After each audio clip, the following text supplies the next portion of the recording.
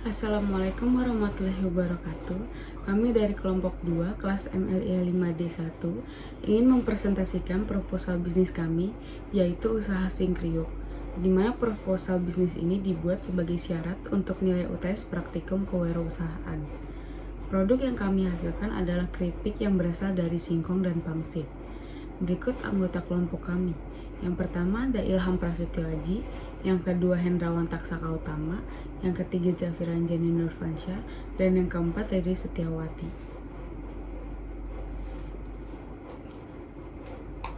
Dalam presentasi kali ini, kami akan membahas 4 bab, yaitu bab pertama pendahuluan, bab kedua riset pasar, bab ketiga profil perusahaan, dan bab keempat identifikasi biaya.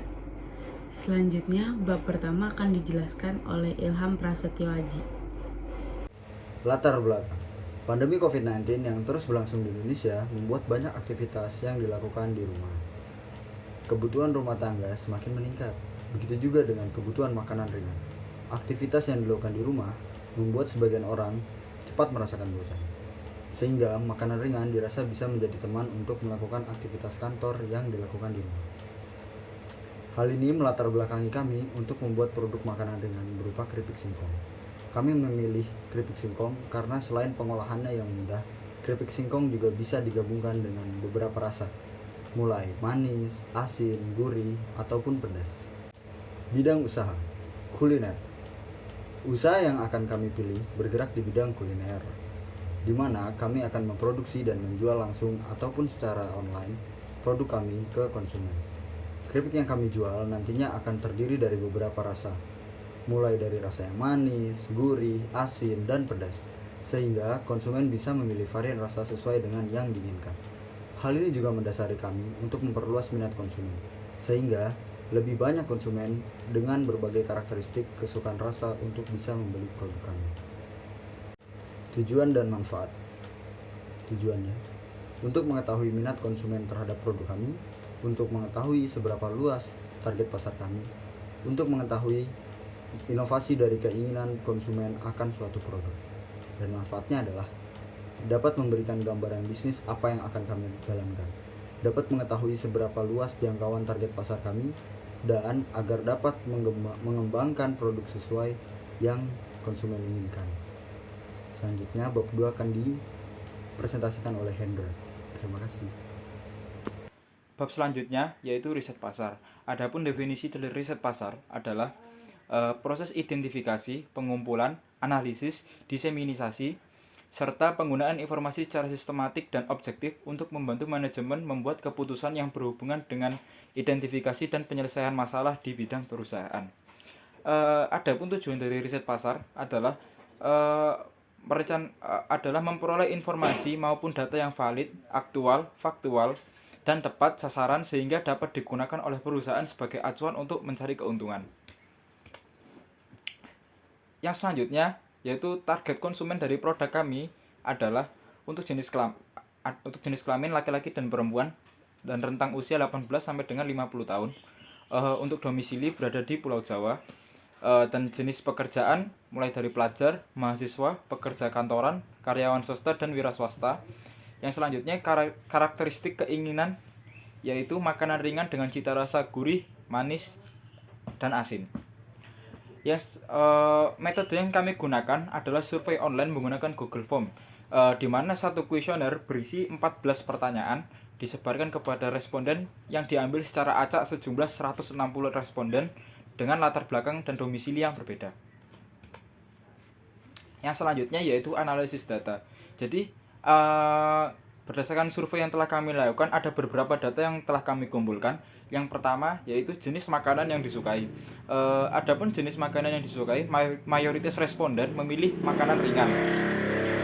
Yang selanjutnya yaitu karakteristik makanan ringan yang disukai, dan mayoritas responden memilih makanan berjenis chips atau keripik. Yang selanjutnya yaitu jenis makanan yang disukai. Untuk mayoritas responden memilih manis, gurih, dan asin. Selanjutnya yaitu faktor lainnya. Adapun faktor yang kami cantumkan dalam kuesioner adalah jenis kelamin, domisili, metode pembelian, dan kemasan penjualan. Berdasarkan hasil survei yang telah kami lakukan, didapat bahwa laki-laki dan perempuan sama-sama berminat dengan tawaran produk kami, sehingga keduanya dapat menjadi target konsumen bagi kami. Yang selanjutnya, bab ketiga akan dijelaskan oleh Zafira. Nama saya Zafira Anjani. Di sini saya akan menjelaskan bab 3 mengenai profil perusahaan. Singkriuk merupakan UMKM yang memproduksi keripik yang berasal dari singkong dan pangsit yang terdapat berbagai rasa. UMKM ini kami dirikan oleh 4 mahasiswa Politeknik APP Jakarta sebagai salah satu pemenuhan nilai UTS praktikum kewirausahaan. Namun, usaha ini tidak hanya untuk memenuhi nilai saja, nantinya akan kami kembangkan sesuai dengan tren yang sedang berlangsung. Jenis usaha yang kami jalankan yaitu bisnis industri rumahan. Berikut ada detail perusahaan. Ada nama perusahaan yaitu Singkriuk, alamat perusahaan di Ruko Regia Blok RB2 nomor 65, Banten, Tangerang Selatan, Pondok Aren. Ada nomor telepon 087808 747413 dan tanggal perusahaan didirikannya yaitu 11 Oktober 2021. Selanjutnya ada struktur organisasi. Struktur organisasi ini yang akan kami bentuk bila bisnis keripik Singkriuk ini mengalami perkembangan yang signifikan. Dalam struktur organisasi ini terdiri dari 4 bagian. Yang pertama ada owner atau pemilik yang terdiri dari 2 orang. Selanjutnya ada bagian produksi yang terdiri dari 4 orang, dan bagian packing dan delivery terdiri dari 2 orang, dan bagian pemasaran terdiri dari 2 orang. Selanjutnya ada visi misi perusahaan. Singkriuk memiliki visi untuk menjadi salah satu UMKM yang tidak hanya memiliki kualitas dalam produknya, tapi juga bermanfaat untuk lingkungan sekitar tempat produksi. Untuk misinya yang pertama, menjaga kualitas bahan baku produk. Yang kedua, selalu berinovasi dalam membuat produk baru yang sesuai dengan keinginan konsumen tanpa mengesampingkan kualitas.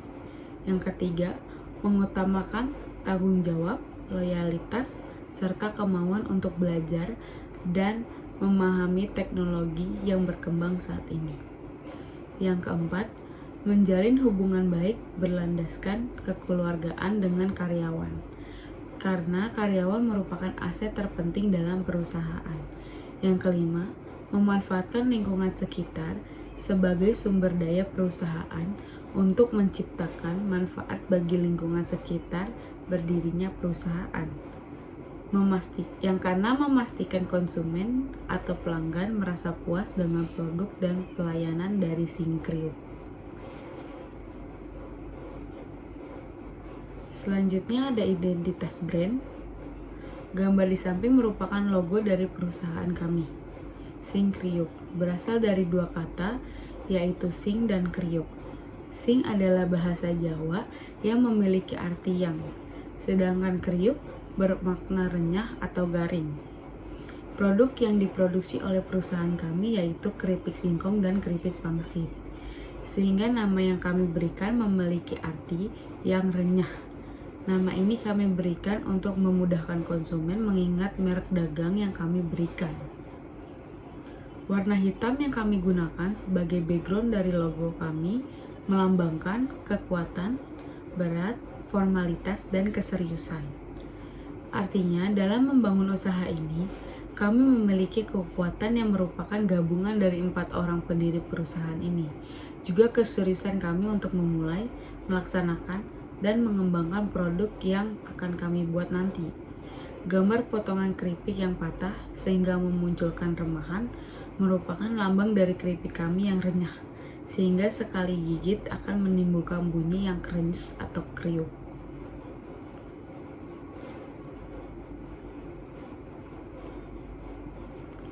Selanjutnya, proses produksi. Berikut adalah bagian proses produksi keripik singkong dan pangsit. Proses produksi singkong yaitu yang pertama mengupas kulit singkong terlebih dahulu, lalu cuci bersih hingga tidak ada tanah yang menempel.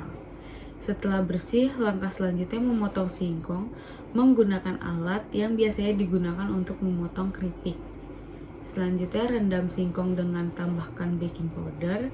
Hal ini dilakukan agar kualitas keripiknya lebih renyah setelah digoreng. Tahap selanjutnya penggorengan singkong yang sudah direndam di dalam baking powder. Digoreng hingga warna berubah menjadi golden brown. Sehingga setelah digoreng, singkong dapat ditiriskan agar tidak ada minyak yang menempel lagi. Setelah ditiriskan dapat memberikan bumbu sesuai dengan keinginan konsumen. Proses pembuatan keripik pangsit hampir sama dengan pembuatan keripik singkong. Langkah pertama yaitu mencetak kulit pangsit dengan bentuk yang diinginkan agar menarik perhatian konsumen. Setelah dicetak, bisa langsung digoreng hingga kecoklatan. Jika sudah digoreng, pangsit ditiriskan hingga tidak terlalu panas, lalu diberikan bumbu sesuai dengan permintaan konsumen. Kami memberikan beberapa rasa, yaitu original, pedas, balado, keju, dan pedas manis, yang kami kemas menggunakan plastik ziplock.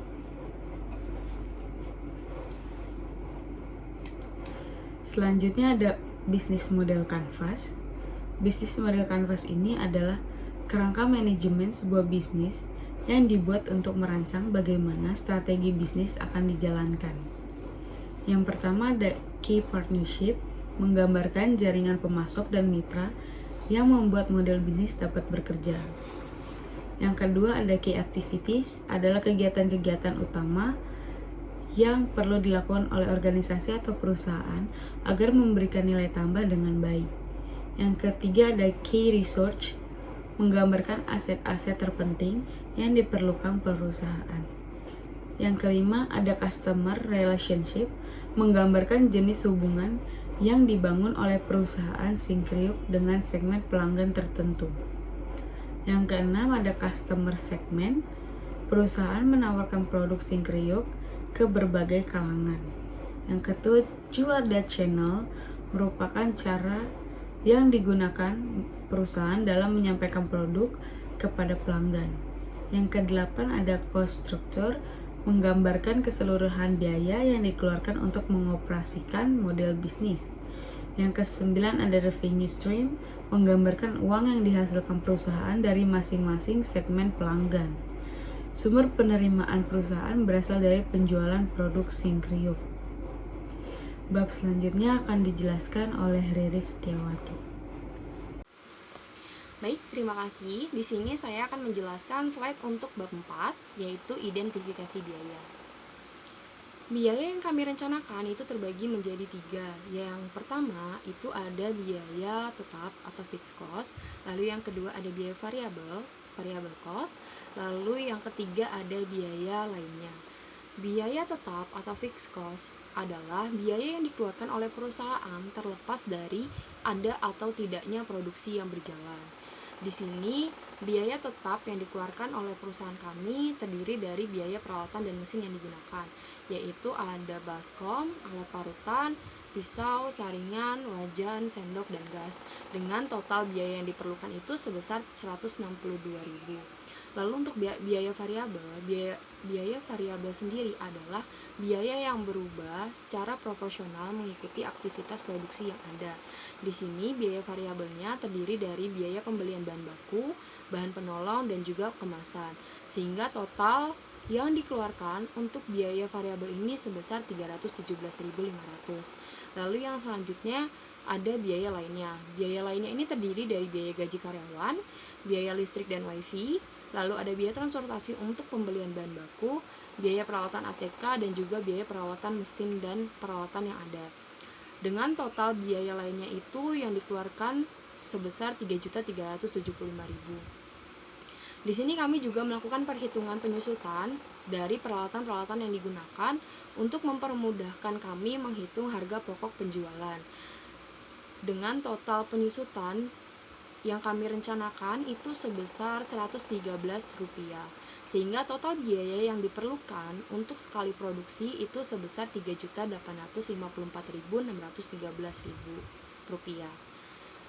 Lalu yang selanjutnya ada perhitungan harga pokok penjualan.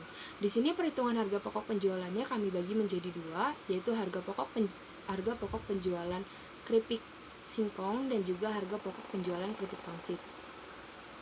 Mengapa kami bagi menjadi dua? Karena bahan baku yang digunakan berbeda, dengan total biaya juga yang berbeda, sehingga kami melakukan dua perhitungan.